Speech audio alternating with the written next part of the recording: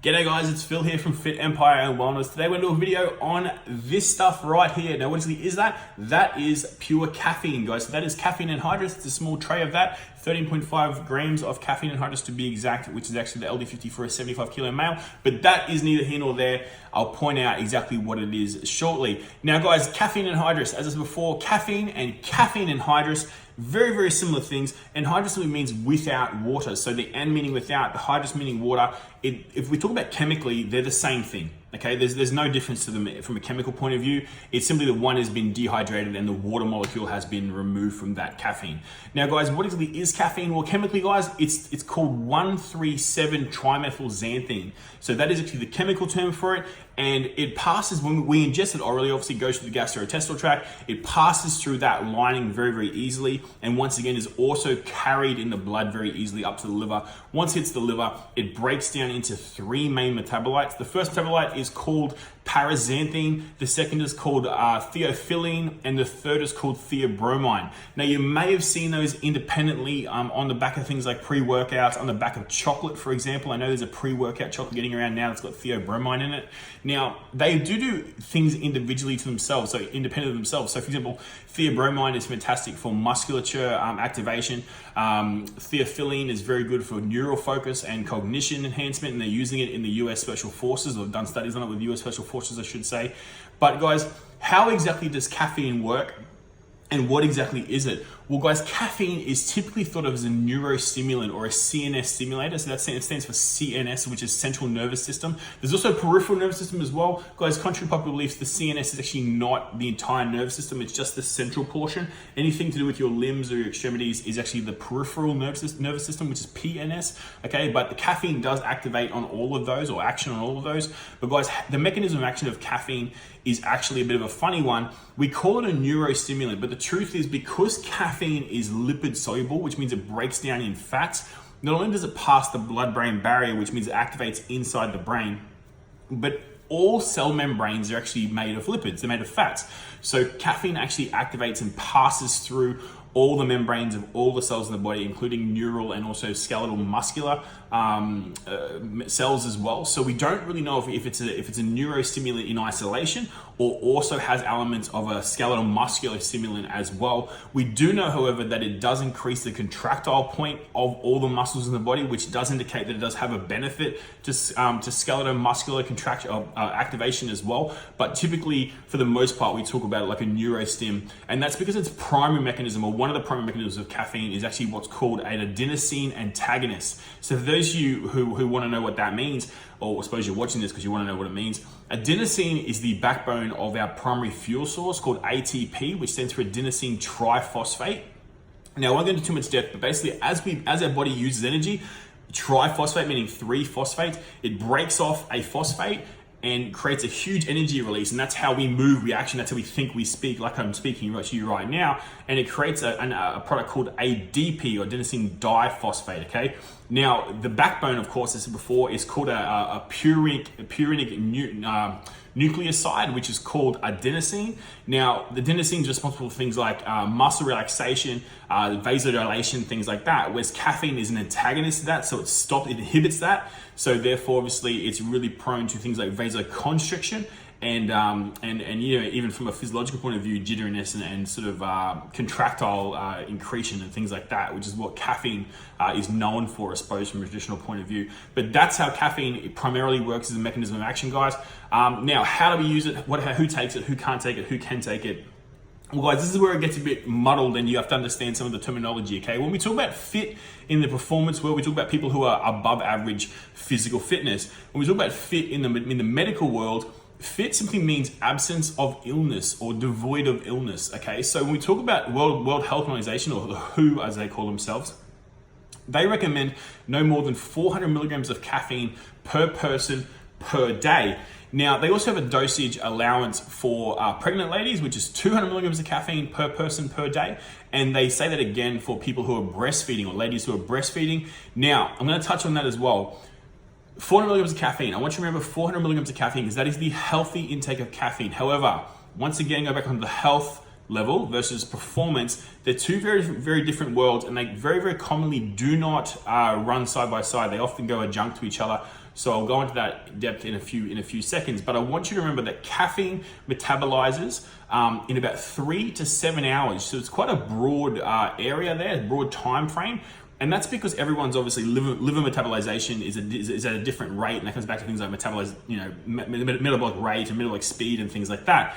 But when I talk about 3 to 7 hours, I'm talking about 50% to 75% of total ingestion.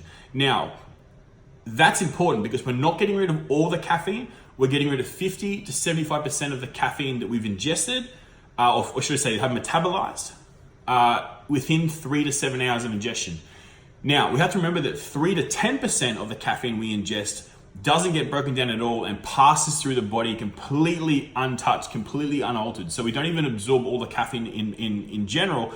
So we go on a round number, 10% we extract, the rest of it, 50 to 75% of that that's remaining will be gone within 3 to 7 hours. We'll still have a little bit left, but nothing over that. A baby, while only, believe it or not, only 1% of all ingested caffeine actually passes through breast milk, you have to remember the caffeine, so the metabolism of a young baby or young child is much slower than that of a male, of male or a female adult. Therefore, the 1% can have quite a big impact on the child. So, while it's gone from us in 3 to 7 hours, primarily, it won't be the case for a small infant, and we have to remember that. So in all personal fact, I actually recommend just avoiding caffeine while pregnant, or while breastfeeding, I should say. So, but look, it's personal choice. I can't stop you from using caffeine, but that's just a little indicator on how it actually works. Okay, so guys, what do I want to talk about next? Talk about adenosine, talk about that. Oh, okay, one of the common things that we get talked about all the time is that caffeine is a diuretic. Now, while that's true in certain circumstances, it's not true in the whole circumstance, okay? So there were 2 studies done on this, believe it or not, in all the studies in all the world done on caffeine, the positives that came out of diuresis or diuretic effect of caffeine were from 2 studies. One was in 1928 and had a subject level of 3, so the N equals 3. So that means this whole subject only included 3 people, so it's a pretty poor study to start with. The second was done in 1979 and actually involved about 78 different people, but they're all ladies and they're all from 35 years of age to 70 years of age. So it is one specific population base, it's not a whole population base. And it's also important to point out that those ladies were sedentary. They were not active at all in the slightest. And in fact, any research done on people who are active with caffeine and diuresis actually showed no increase of sweat output, no increase of urine output, and no increase of mineral output. So it's really important to point out that when we compare someone who's resting or inactive, I suppose you would say, to that of someone who is exerting output or being physically active, they do not correlate. Okay, there's huge gaps, and that happens across all fields of research, not just with caffeine intake. But it's important to point that out. So when we talk about caffeine as a diuretic, it is true in those who are resting, but it is not true in those who are physically active. Okay, so if you are resting, if you've got a sedentary job, yes, increase your intake of water while using caffeine. If you're physically active or if it's a physical job, it's of less importance. You can typically keep in the same amount of fluid, given that you're already ingesting the right amount of hydration per day. Okay, this is not me saying it's okay to be dehydrated. This is purely saying if your water is adequate and you've got a physical job, there's no need for you to increase water when ingesting caffeine. But there is a reason to believe to increase water intake and mineral intake if you have a sedentary job and you're ingesting high amount of caffeine. Okay, so that's an important point to point out as well. Now guys, typically I was going to actually talk about primarily the performance benefits of caffeine, but we did get a message from young Matt asking if we can go into some detail on adrenal function with caffeine. Now, yes is the answer, we can do that. I'm not going to go too in depth, guys, because the truth is there isn't that much of an impact on the adrenal system or the adrenal glands when it comes to caffeine. There is some evidence to suggest that there's a spike in cortisol, but I will point out the best example of that, or the best study to come out of that was probably one that showed the subjects actually abstained for caffeine from either 5 or 10 days prior to the study commencing. So what happens is they went without caffeine in all forms for 5 to 10 days prior to the study starting. And then they took in very, very large bolus doses of caffeine. So that means very large amounts of caffeine in one hit 3 times a day. Okay. So what happened was across the first 6 days of the week, they took in 100 150, 300, or 600 milligrams of caffeine in bolus doses 3 times a day. That's an exorbitant amount of caffeine to take in. And what they found was, for the first few days, and keep in mind, they abstained from caffeine for a period before, so their tolerance would have gone down in that period as well. They did see quite a substantial spike in cortisol levels after the ingestion from each point in the day for the first 3 to 5 days. What they found was, though, after the 5th day, that spike, it had diminished substantially. So they found that the first dose in the morning, there was no additional cortisol spike. The second dose of the day had a slight cortisol spike, and the third dose of the day had no cortisol spike again. So while you could argue that there is still an increase in cortisol from taking high amounts of caffeine, you have to understand that the doses they were using is far more than any average person would ingest per day. And also, across the average of the period, because the cortisol spikes were diminished each day as the study went on, it was really negligible, what was called non-significant, or not statistically significant is the level they actually use. So while once again, you can argue that cortisol goes up, it does subside very quickly within 5 days of caffeine usage, and it's not sustained over a period of time. Okay. Secondly, guys, okay, right. This probably goes back to more of the diuresis comment I made before. There's evidence to suggest that caffeine depletes minerals, primarily calcium and magnesium. Once again, this is part of the same study I mentioned before from 1979 that suggests that is true in sedentary females. It is not necessarily true in those who are active. Once again, I'll point out you have to separate sedentary activity, sedentary lifestyles to very physically active lifestyles. Your body has a whole host of checks and balances in it, which actually helps to regulate itself. It's called homeostasis, is the ideal, balance point your body wants to live in. So you cannot correlate sedentary people with physically active people. I just want to touch on that again because that's very important to understand when we're talking about nutrition, supplementation, physical activity, so on and so forth. Okay, so guys, now I'm going to go into performance now, but I will point out, and this goes back to even when I mentioned the metabolization speed of caffeine. You notice I said 3 to 7 hours. It's for 50 to 75%. Okay, and these ranges are so massive because every single person is very, very different. So individual metabolization is very important. So when I say these figures to you, I want you to make sure that you understand these are ranges to work within. They're not absolutes. And you have to be able to test your own tolerance before you commence any higher dosing. Okay, so test it. Make sure it works for you. Make sure things aren't going overboard for you, and make sure again that your body can tolerate these levels. So please understand, this is just suggested literature. This is not me condoning you taking in 900 milligrams of caffeine in one dose. Okay, this is a very, very personalized thing. Hence the reason why the ranges are all so broad. All right. So guys, performance. So I mentioned before about the World Health Organization recommending no more than 400 milligrams of caffeine per day. Now, from a performance point of view, it's very different.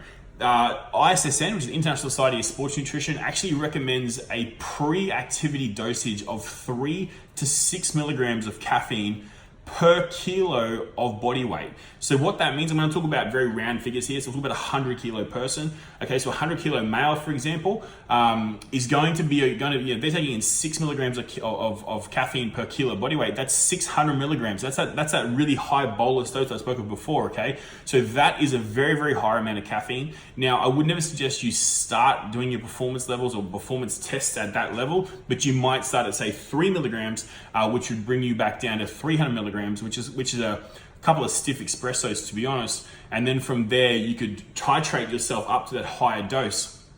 Now, it's important to point out the AIS, the Australian Institute of Sport, at one point recommended up to 8 milligrams of caffeine per kilo of body weight. But I know they've brought that down now. But they also found that anything above 9 milligrams of caffeine per kilo of body weight found to have no beneficial performance when it comes to output. So that's a really good thing to point out as well. But guys, as I said before, there are some studies out there saying that there is no benefit above 3, that you'll get a similar performance with 3 milligrams of caffeine per kilo of body weight as you would with 6 milligrams. However, there's a lot to say that it does incrementally increase as the physical output or the endurance point kicks in. So guys, test your waters, see how you go, and go from there. Now, we're all guilty of this. I do it regularly. I drink my pre-workout. I train in the afternoon for most of the time. I'll drink my pre-workout on the way from the shop to World Gym Fairfield. That's about 10 to 15 minutes if it's bad traffic. And I'll usually have my last mouthful of pre-workout as I'm pulling into the car park. Now, it's funny that I do that, and I'm sure a lot of you guys out there do that as well. But the truth is, from a pure caffeine point of view, now not a pre-workout point of view, but from a pure caffeine point of view, the most performance benefits come from 30 to 90 minutes ingestion prior to activity.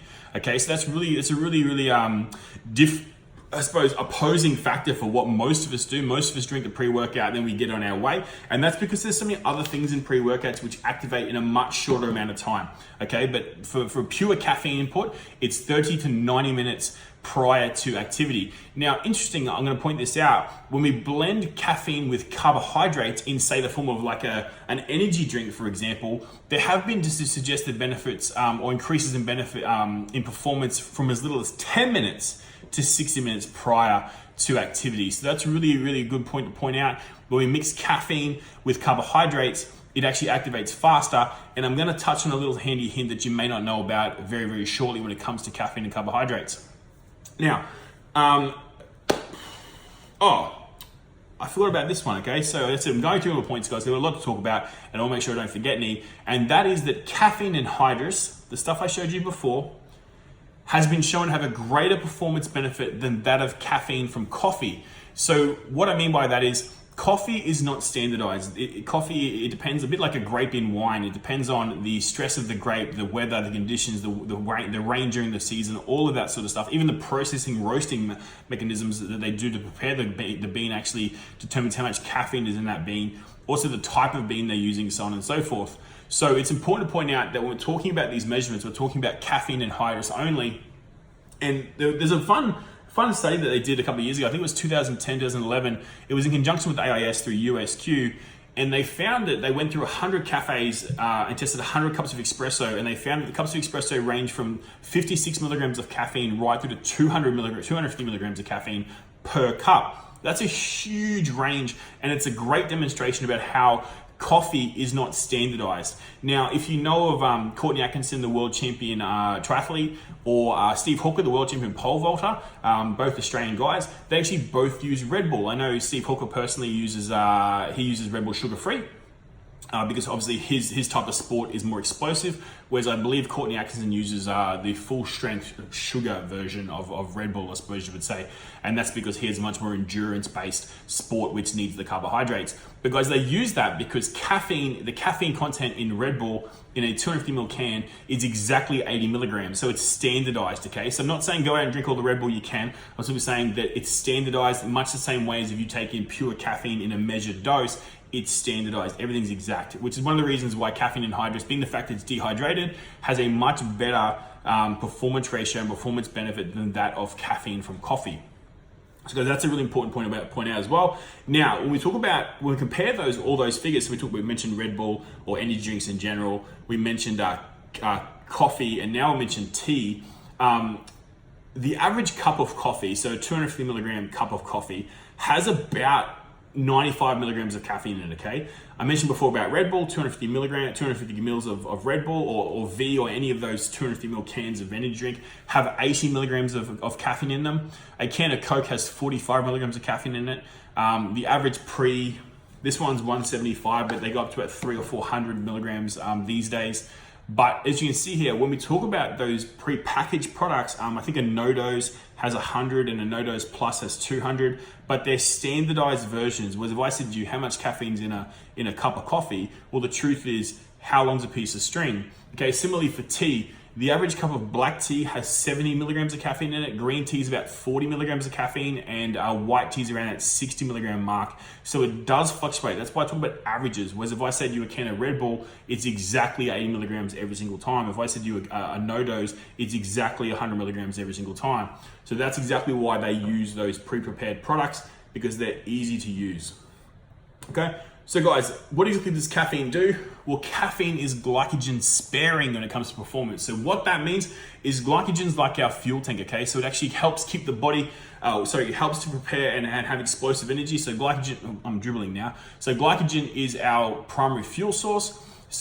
Or stored fuel source, I should say. So when we take in caffeine, it's been shown to spare our glycogen stores. So, and actually not only does it spare our glycogen stores, it increases the utilization of free fatty acids. So this is fantastic, and there's even evidence to say that when we take in caffeine midway through our workout, because exercise increases a process called lipolysis, which is the freeing of fatty acids, and then caffeine increases the utilization of that free fatty acid and spares the fuel tank of glycogen. Caffeine's been shown to actually increase the breakdown of fat mass and actually increase fat loss to a certain point.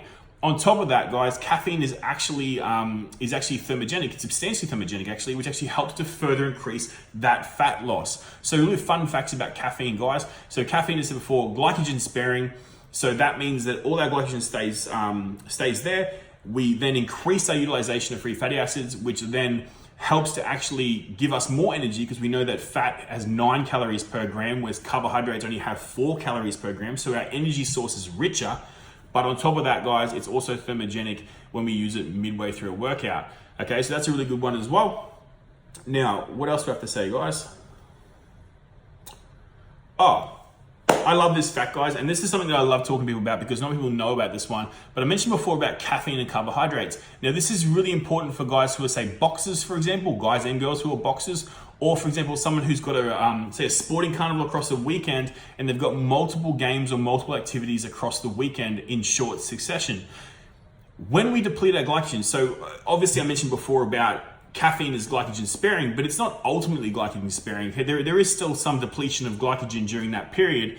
So a really, really quick handy hint on how to restore glycogen quickly is, one, make a solution of 6 to 8% carbohydrates and electrolytes. So that's what that means in layman's terms is for every 100 mils of water, you've got 8 grams of carbohydrates there, and put in about 5 milligrams of caffeine per kilo body weight along with that solution, and you'll actually increase your glycogen stores back to baseline faster than you would with just the carbohydrate and electrolyte blend. That has been scientifically proven. So guys, when I talk about caffeine, not many people think about it in a recovery sense, but there's actual benefits to taking it post-exercise to recover glycogen. So that's a cool fun fact about caffeine, guys. And I'm gonna leave it there. If you have any more questions about caffeine, please put them in the comments and I'll make a short story on them as well. Guys, I hope you enjoyed that. It's gone on 20 minutes now, which is still 10 minutes shorter than what I thought it was.